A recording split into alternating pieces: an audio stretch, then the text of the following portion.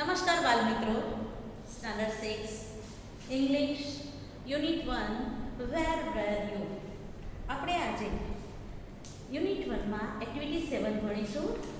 એની પહેલાં આપણે activity 1માં poem ભણી ગયા. આપણે બાલ મિત્રો તમે ગાઈ હશે ઘરે. ત્યાર પછી એક્ટિવિટી 2માં ચિત્ર પરથી પ્રશ્ન જવાબ પણ તમે કર્યા. એક્ટિવિટી 3માં ડાયલોગ્સનું આપણે રીડિંગ પણ કર્યું અને લિસનિંગ પણ કર્યું. ત્યાર પછી એક્ટિવિટી 4માં પ્રેઝન્ટ એન્ડ એક્શન, બરાબર, એ પણ આપણે શીખી ગયા. એમાં સાથે સાથે આપણે ભૂતકાળના જે ટુ બીના રૂપો છે એમાં વેર અને વોઝ વિશે પણ જાણ્યું. ત્યાર પછી એક્ટિવિટી 5માં આપણને નેમ, પ્લેસ એન્ડ ટાઈમ આપેલો અને આપણને કોષ્ટક આપેલું હતું. એના પરથી આપણે વાક્ય બનાવવાના હતા, પ્રોપર રીતે એને જોડવાના હતા શબ્દોને, અને આપણે વાક્ય બનાવ્યા હતા બાળ મિત્રો. ત્યાર પછી આપણે એક્ટિવિટી 6, મેં તમને કીધું હતું કે તમે જાતે કરજો. એક્ટિવિટી 6 પેજ નંબર 8માં તમને ફ્રેન્ડ્સના નામ લખવાના કીધા હતા, બરાબર. કોષ્ટક કરવાનું હતું તમારે. અને 7 વાગ્યાના સમય દરમિયાન શું કરે છે તમારો મિત્ર, પછી 9 વાગે તે ક્યાં હોય છે અથવા શું કરે છે, કયા સ્થળે હોય છે, બરાબર. પછી 3:30 તે ક્યાં હોય છે, પછી 5 વાગે ક્યાં હોય છે, અને 7 વાગે ઇન ધ ઇવનિંગ તે શું કરે છે અથવા તો ક્યાં હોય છે, બરાબર. તમારા જે 4 મિત્રોના તમારે નામ લખવાના હતા અને એની પાસેથી બધી વિગતો મેળવવાની હતી. જો ન કરી હોય તો હવે તમે કરી લેજો, બરાબર. હવે છે એક્ટિવિટી 7. બરાબર મિત્રો, આપણો પાઠ જે છે વેર યુ, બરાબર. એક્ટિવિટી 7 છે તે એના આધારિત જ છે. તમે માની લો કે તમે હાઇડ એન્ડ સીક રમો છો. હાઇડ એન્ડ સીક એટલે કે છુપાછુપી રમો છો, બરાબર. તો એમાં શું કરે છે, એક વ્યક્તિ દાવ દે છે અને બીજા જે છે 3-4 જણા કે 4-5 જણા જે હોય તે એ બધા છુપાઈ જાય છે, બરાબર. તો તમે કહી શકો કે વેર યુ, બરાબર. તો તમે આ રીતે એ રમત રમો છો. વેર યુનો અર્થ શું છે, તો કે તમે ક્યાં છો એ દર્શાવે છે. અત્યારે હું તમને પૂછું કે વેર યુ, તો તમે શું કહેશો? I was at my home. હું મારા ઘરે હતો, બરાબર. અથવા તો હું મારા ઘરે હતી. એ રીતે તમે મને આન્સર આપશો, બરાબર. તો અહીંયા રમત આપેલી છે બાળ મિત્રો, અને તે પણ તમારે રમત રમવાની છે. ક્લાસમાં હોય તો શ્યોર હું તમને રમાડે, બરાબર. સંતાવા માટેની ચિઠ્ઠીઓ છે એમાં, બરાબર. In the principles office, in the neem tree, in the computer room, in the class 7, under the table, near the water tank. અહીંયા તમને બધા નામ આપેલા છે બાળ મિત્રો. પાઠ્યપુસ્તકમાં પેજ નંબર 9 ઉપર જોજો, બરાબર. ત્યાં તમને બધા જે પ્લેસ આપેલી છે, તમારે ક્યાં છુપાવવા, તમે ક્યાં છુપાઈ શકો છો એ તમને પ્લેસ આપેલી છે, બરાબર. હવે માની લો કે તમે એ ક્લાસમાં હોય અને હું તમને કહું કે તમે છુપાઈ જાઓ, તો તમે ક્યાં છુપાશો? તો હું તમને એમ કહીશ કે ક્લાસની બહાર નહીં જવાનું. તો તમારે ક્લાસની અંદર જ તમારે એરેન્જમેન્ટ કરવું પડે, બરાબર. હું આંખ બંધ કરી દઉં અને પછી અમુક 2-4 જણા છે તે છુપાઈ જાય, નામ બોલ્યા હોય ને એ લોકો છુપાઈ જાય, તો ક્યાં હોય? વેર યુ. તો બીજા બાળક શું કહેશે? He is under the bench. તે બેન્ચની નીચે છે. આ રીતે મેં ગયા વખતે આ રમત રમાડેલી હતી બાળ મિત્રો. જો ક્લાસમાં હોત તો શ્યોર આપણે બધા રમે, બરાબર. તો આવી રીતે આપણે પ્લેસ બતાવી અને આપણે એમ કહેવાનું છે કે વેર યુ, તો એ પ્લેસ દર્શાવે છે. વેર આપણે જે પ્રશ્નો શીખી ગયા કે WHO વાળા છે કે હુ, વોટ, વેર, વેર, બરાબર. આ બધા જે પ્રશ્નસૂચક શબ્દો છે તે આપણને જુદી જુદી રીતે આપણને જવાબ આપવા માટે પ્રેરે છે. જેમ કે અહીંયા વેરથી પૂછ્યું તો આપણે જવાબ શેમાં આપી શકીએ? તો કે ઇન, ઓન, અંડર, નિયર. બીજા પણ ઘણા બધા પ્રેપોઝિશન છે, બરાબર. તો તમે પ્રેપોઝિશનમાં જ એનો જવાબ તમે આપી શકો, બરાબર. ચલો ત્યાર પછી છે એક્ટિવિટી 8. મિત્રો ખૂબ સરસ છે activity 8. It was cold day. It was cold day. મિત્રો અત્યારે આપણે પણ આ જ વાતાવરણ છે, બરાબર ને? કોલ્ડ ડે એટલે ઠંડીનો ઠંડીનો દિવસ હતો, પણ ઠંડી કેવી હતી તો કે એ તો વરસાદની જે મોસમ હતી અને ત્યારે જે વાતાવરણ બધું બનેલું હતું એમાં ઠંડી હતી. ચલો જોઈએ આપણે activity 8. Last year there was one really bad day. ગયા વર્ષે એક દિવસ ખરેખર ખૂબ જ ખરાબ દિવસ હતો. It was Monday. તે સોમવાર હતો. યુઝ્યુઅલી સામાન્ય રીતે બાળ મિત્રો જો તમારા હાથમાં પેન રાખજો, પેજ નંબર 10 છે એ ખુલ્લું રાખજો. હું જે કંઈ બોલું તમને હાર્ડવર્ડ લાગે તો તમે એમાં નોટ ડાઉન કરી લેશો, બરાબર. કદાચ ઉચ્ચાર તમને ન ફાવતો હોય તો ઉચ્ચાર લખી નાખજો, કદાચ મિનિંગ ન ખબર હોય તો તમે મિનિંગ પણ એમાં લખી શકો છો, બરાબર. હું તમને આના જે મિનિંગ્સ છે એ હું તમને આજે હોમવર્ક માટે આપી દઈશ, તમે નોટમાં લખવા માટે, જેથી તમે પાકા કરી શકો, બરાબર.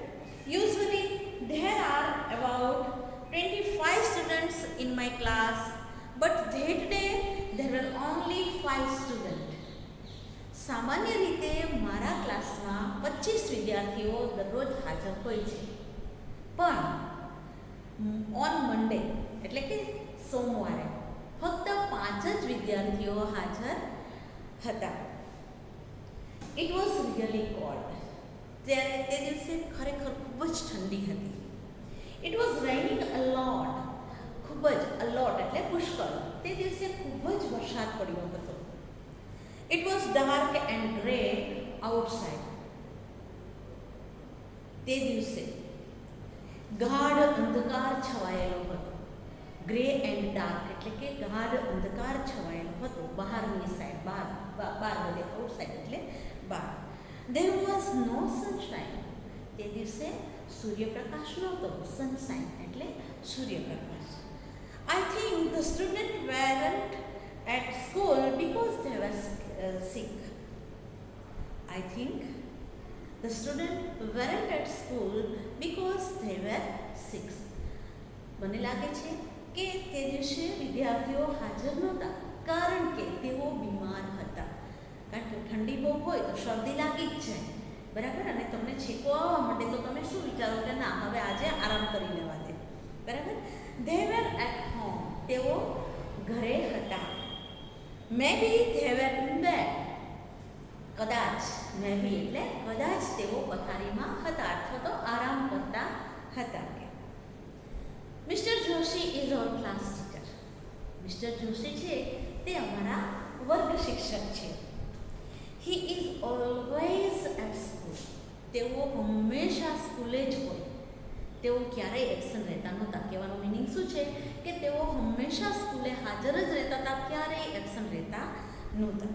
હી is never at home on a Monday. તે એક પણ સોમવાર ઘરે રહેતા નહોતા. સોમવારે તેઓ હાજર જ હોય.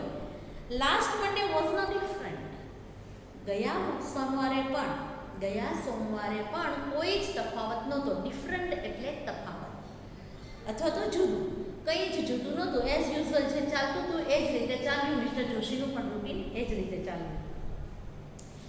હી વોઝ નોટ ઇન હોમ. તેઓ ઘરે ન હતા. He was in the classroom and he was cold. તે દિવસે પણ તેઓ ક્યાં હતા? વર્ગખંડમાં હતા અને તેઓ ખૂબ જ ઠંડા હતા, એટલે એમને ખૂબ જ ઠંડી લાગતી હતી. He was not in warm clothes. Warm એટલે ગરમ, હુંફાળ. ક્લોથિસ એટલે કપડાં. તેઓ ગરમ કપડામાં નહોતા. જે યુઝ્યુઅલ રેગ્યુલર જે પહેરીને આવતા હોય એ જ કપડાં પહેરીને આવ્યા હતા. કારણ કે ખ્યાલ નહોતો કે ભાઈ આવા વાતાવરણમાં પલટો આવશે અને પોતાને એનો સામનો કરવો પડશે, બરાબર. તો તેઓ તે દિવસે ઘરે નહોતા અને તેઓ તે દિવસે સ્કૂલે જ હતા. પણ સ્કૂલે હતા તો એ કેવી રીતે આવ્યા હતા? તો કે જે રેગ્યુલર કપડાં પહેરતા હતા એ જ રીતે તેઓ પહેરીને આવ્યા હતા. એટલે કે ગરમ કપડાં પહેરીને આવ્યા નહોતા. ઇનફેક્ટ હકીકતમાં all the students were cold. હકીકતમાં જે 5 સ્ટુડન્ટ બીજા હાજર હતા તેઓને પણ ઠંડી લાગતી હતી. It was freezing. તે જામી ગયેલા હોય ને તેવા હતા. તે ખૂબ જ જામી ગયેલી હોય એવી ઠંડી હતી, બરફ જેવી ઠંડી હતી. The school was like refrigerator. School કેવી થઈ ગઈ હતી? રેફ્રિજરેટર જેવી એટલે ફ્રીજ જેવી સ્કૂલ થઈ ગઈ હતી, એટલે ઠંડી ગાર થઈ ગઈ હતી school. Our room was like freezer. અમારો જે ક્લાસરૂમ છે તે જાણે ફ્રીજની અંદર જેમ ફ્રીઝર બોક્સ હોય એના જેવો હતો. તમને ખબર છે ફ્રીઝર બોક્સમાં શું હોય તો કે બરફ બનેલો હોય, એટલે આટલી બધી ઠંડી હતી કે જે તેઓ બરફ જેવા ઠંડા થઈ શકે એવો ક્લાસ ઠંડો હતો. And poor mister Joshi was like ice. અને બિચારા મિસ્ટર જોશી બરફ જેવા ઠંડા થઈ ગયા હતા. The small class was cold. નાનકડો ક્લાસ હતો તે કેવો ઠંડો ગાર હતો. ઇટ વોઝ રેનિંગ હેવીલી એટલે જોરદાર. તે જોરદારનો વરસાદ હતો. I left school early. અને અમે સ્કૂલેથી વહેલા છૂટી ગયા હતા. લેફ્ટ એટલે છૂટી ગયા, અર્લી એટલે વહેલા. અમે સ્કૂલેથી વહેલા છૂટી ગયા હતા. The rain stopped at night. વરસાદ છે તે ક્યારે થંભી ગયો તો કે રાત્રે. સ્ટોપ્ડ એટલે થંભી ગયો અથવા તો રહી ગયો. એટ નાઇટ એટલે રાત્રે. વરસાદ રાત્રે થંભી ગયો. નેક્સ્ટ ડે એટલે બીજા દિવસે. નેક્સ્ટ ડે એટલે બીજા દિવસે. The sun was shining. બીજા દિવસે સૂર્યપ્રકાશ હતો. સો એવરીથિંગ વોઝ ઓકે. તેથી બધું જ બરાબર હતું. એવરીથિંગ એટલે બધું જ, ઓકે એટલે બરાબર. તેથી બધું જ બરાબર હતું. બાળમિત્રો, સોનો અર્થ થાય તેથી. બરાબર. There were 25 students, not only 5. હવે તે દિવસે સૂર્યપ્રકાશ હતો, ઠંડી નહોતી, તો બધા જ સ્ટુડન્ટ હાજર હતા. 25 જે એક વર્ગખંડ હતો તે 25ની સંખ્યાનો હતો. બરાબર. 25 વિદ્યાર્થીઓ ભણતા હતા, 25 સ્ટુડન્ટ, તો એ બધા જ તે દિવસે હાજર હતા. નોટ ઓનલી 5, ફક્ત 5 નહીં. But where was mister Joshi? પરંતુ મિસ્ટર જોશી ક્યાં છે? મિસ્ટર જોશી ક્યાં હતા? He wasn't there. તેઓ ત્યાં ન હતા. He was at home. તેઓ ઘરે હતા. Sick in bed. તેઓ બીમાર અને પથારીમાં આરામ કરતા હતા. બરાબર. બાળમિત્રો, તમે જોયું આ પાઠ. તમે જુઓ છો કે અહીંયા ક્લાસરૂમનું ચિત્ર આપેલું છે બાળમિત્રો તમને, અને વિદ્યાર્થીઓ બધા હાજર છે અને મિસ્ટર જોશી હાજર નથી. અહીંયા આગળના પેજ પર, પેજ નંબર 10 પર તમને ચિત્ર આપેલું છે. ત્યાં શું છે તો કે મિસ્ટર જોશી હાજર છે અને ફક્ત 5 વિદ્યાર્થીઓ તે બેન્ચ પર બેઠા છે. બરાબર. આ રીતે આપણે આ જે સોમવારનું જે ચિત્ર છે તે આ છે. યાદ રાખજો બાળમિત્રો, it is Monday's picture and it is Tuesday's picture. Tuesday એટલે મંગળવારનું ચિત્ર. ખાસ ધ્યાન રાખજો, કારણ કે આના રિલેટેડ તમને પ્રશ્ન પૂછાશે, વિકલ્પો પૂછાશે, ખાલી જગ્યા પૂછાશે. બરાબર. ચાલો હવે આપણે જોઈએ ઘટનાના આધારે આપણે ખાલી જગ્યા પૂરવાની છે બાળમિત્રો. અહીંયા હું તમને જવાબ લખી દઉં છું. તમારે પેન હાથમાં રાખવાની છે, મારી સાથે સાથે જ જવાબ લખવાના છે. બરાબર. પેન ખાલી જગ્યા છે. The weather was ખાલી જગ્યા and rainy.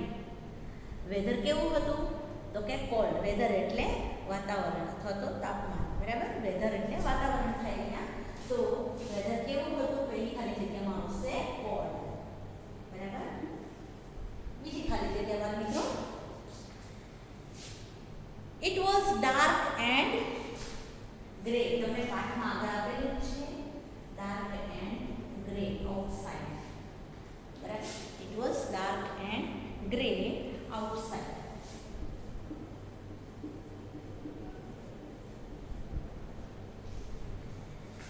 Many students were not at the classroom અથવા તો સ્કૂલ.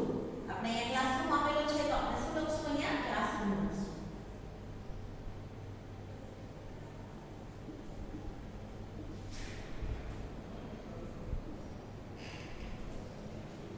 There was no ખાલી જગ્યા. શું આવશે? sunshine. There was no sunshine. પાંચમી ખાલી જગ્યા. Lots of students. ખાલી જગ્યા sit at home. શું આવશે બાળ મિત્રો? અહીંયા where આવશે. શું આવશે? where. W-E-R-E where. where એટલે હતા. બરાબર? જ્યારે ભૂતકાળમાં આપણે વોઝ અને વેરનો ઉપયોગ કરીએ છીએ ત્યારે એકવચન માટે વોઝ વાપરીએ છીએ અને બહુવચન માટે વેર વાપરીએ છીએ. આ બંને છે તે ટુ બીના રૂપો છે. બરાબર? 6 ખાલી જગ્યા જોઈએ. Mr. Joshi was at home sick in bed. Last sentence જુઓ. sick in bed. પથારીમાં તેઓ આરામ કરતા હતા. બીમાર હતા અને આરામ કરતા હતા. The ખાલી જગ્યા was like a freezer, a classroom. Classrooms.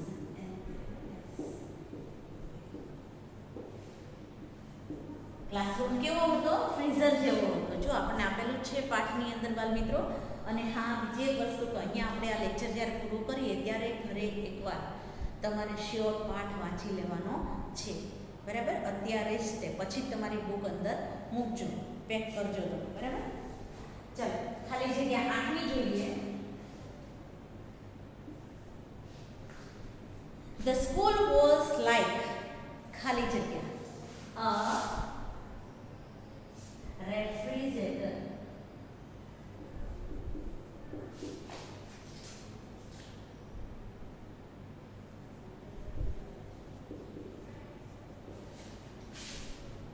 નવમી ખાલી જગ્યા વાળા રેફ્રિજરેટર. The ખાલી જગ્યા stopped at night.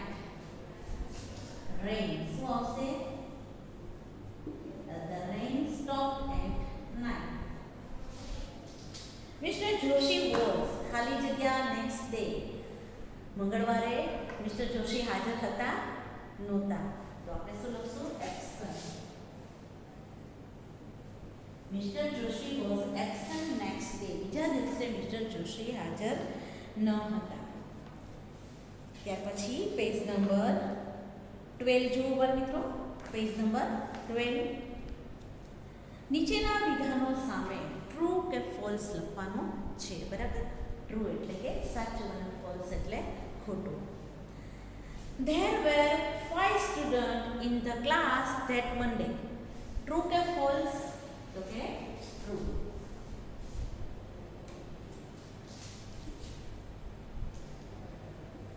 પહેલામાં આવશે ટ્રુ. બીજું જુઓ. It was warm on Monday. Warm એટલે ગરમી. તે સોમવારે ગરમી હતી. હતી ગરમી? ના. It was cold. So the sentence is false.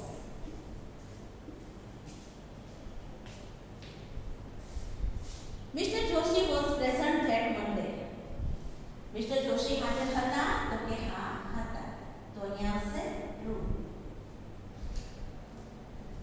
Mr. Joshi was at school next day. True કે false? તો કે false. શું કામ? તો કે present નહોતા. Mr. Joshi absent હતા. પાંચમું જોઈએ. Mr. Joshi and student felt cold next day. બીજા દિવસે મિસ્ટર જોશી અને વિદ્યાર્થીઓ ઠંડી અનુભવતા હતા. સાચું કે ખોટું? ના. Next day was warm day એટલે સનશાઇન હતો. તેથી તે બધા નોર્મલ હતા. મિત્રો આ છે તે આપણું આજની એક્ટિવિટી 8 છે. ઘરે એકવાર તમારે વાંચવાનું છે.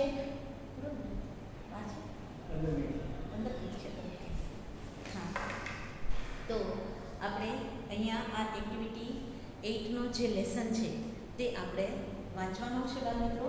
બરાબર? અને પ્રશ્ન જવાબ એકવાર તમે આપણે ખાલી જગ્યા અને જે ખરા ખોટા છે તે એકવાર રિફર તમે કરી લેજો. બરાબર? હવે ત્યાર પછી છે એક્ટિવિટી 9. બાળ મિત્રો દરેકે લખી લીધું હશે.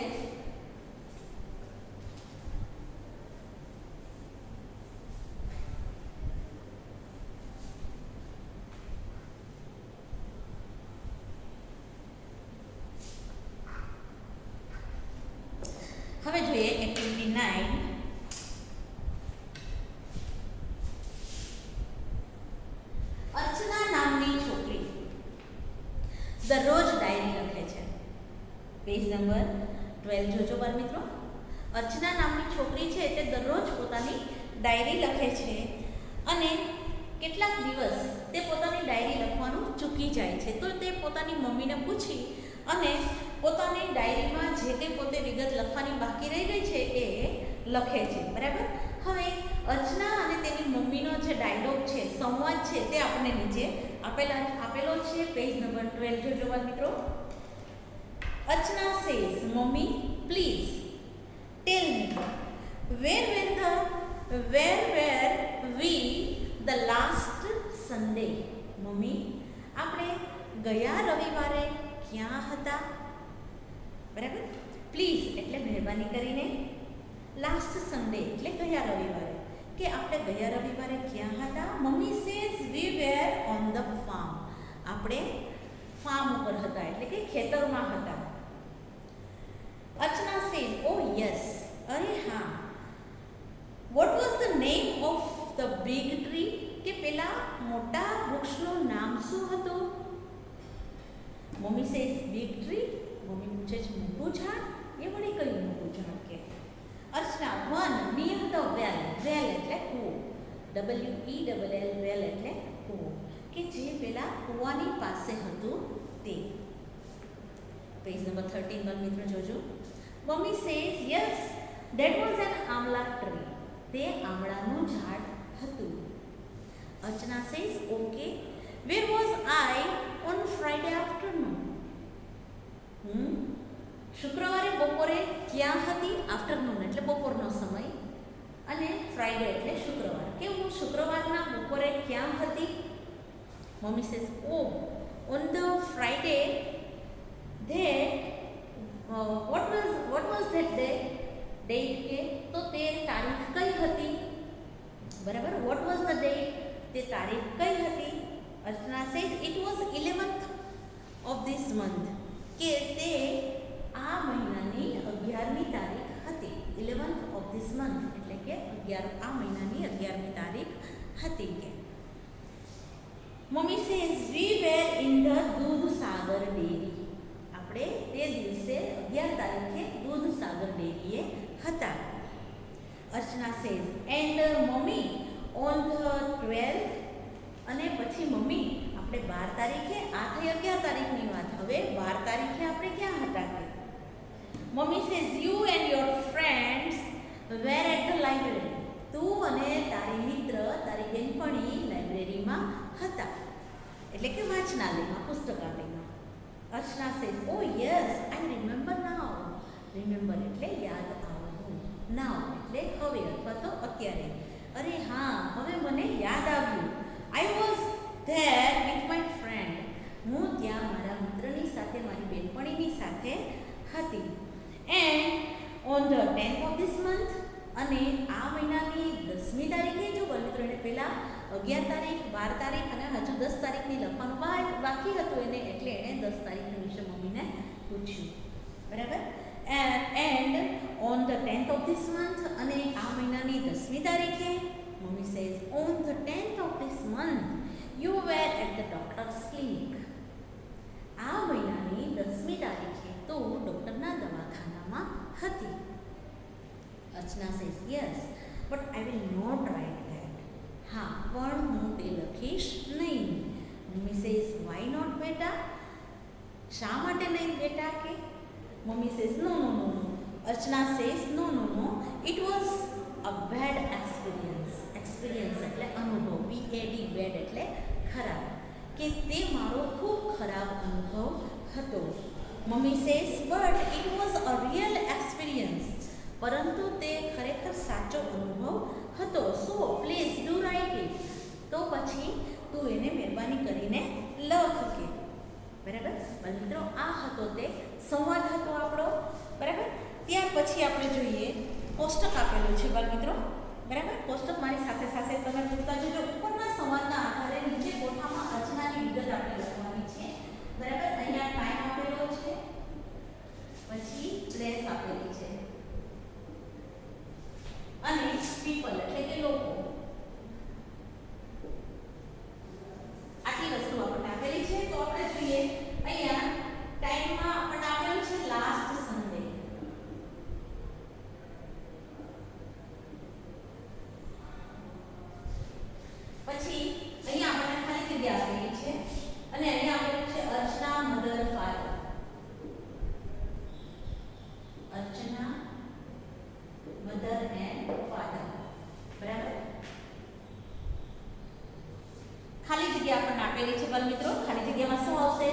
કે સન્ડે આપણે રવિવારે તે લોકો ક્યાં હતા પ્લેસ આપણે બતાવવાની છે તો પ્લેસમાં શું આવશે ફાર્મ આવશે શું આવશે ફાર્મ બરાબર પછી નીચે આપણે જોઈએ બીજામાં જે પેલું ખાનું છે આપણને ખાલી આપેલું છે અને અહીંયા આપેલું છે કે ઇન ધ લાઇબ્રેરી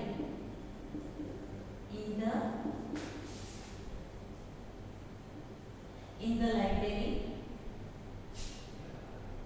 કોણ છે તો કે અર્ચના સમીર એન્ડ ટીના આપણને નામની ખબર નથી પણ આપણે અહીંયા ફ્રેન્ડ્સ હું અત્યારે લખું છું બરાબર અર્ચના એન્ડ ફ્રેન્ડ્સ બરાબર તો ખાલી જગ્યામાં શું આવશે કે ભાઈ લાઇબ્રેરીમાં તેઓ ક્યારે હતા તો આપણને ઉપર દેખાય છે જો અહીંયા જ આપેલું છે કે 12 friends were at the library mummy શું કહે છે you and your friends at the library કઈ તારીખે તો કે on the 12th of this month બરાબર તો ખાલી જગ્યામાં આવશે 12th of this month 12th of this month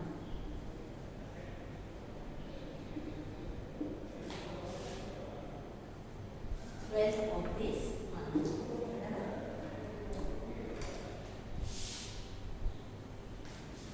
ત્યાર પછી આપણે જોઈએ on 10th of this month on 10th of this month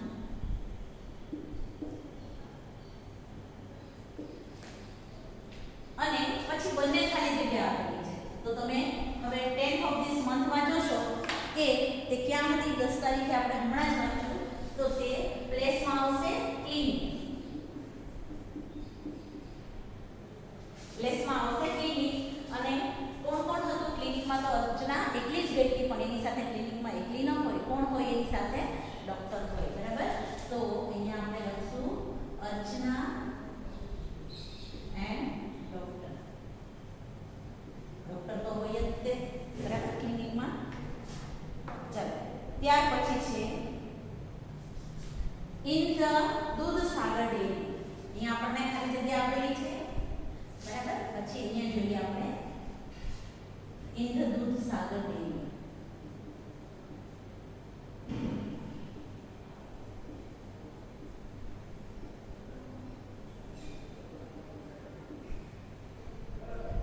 in the Dudhsagar dairy તો ત્યાં કોણ જાય છે બરાબર અને કયા દિવસે જાય છે આપણે બંને ખાલી જગ્યાઓ પૂરવાની છે તો દૂધસાગર ડેરી ક્યારે જાય છે તો કે on 11th of this month on 11th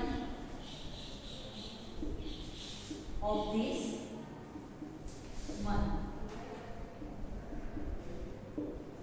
અને કોણ જાય છે તો કે અર્ચના એન્ડ મધર અથવા તો મમ્મી અર્ચના એન્ડ મમ્મી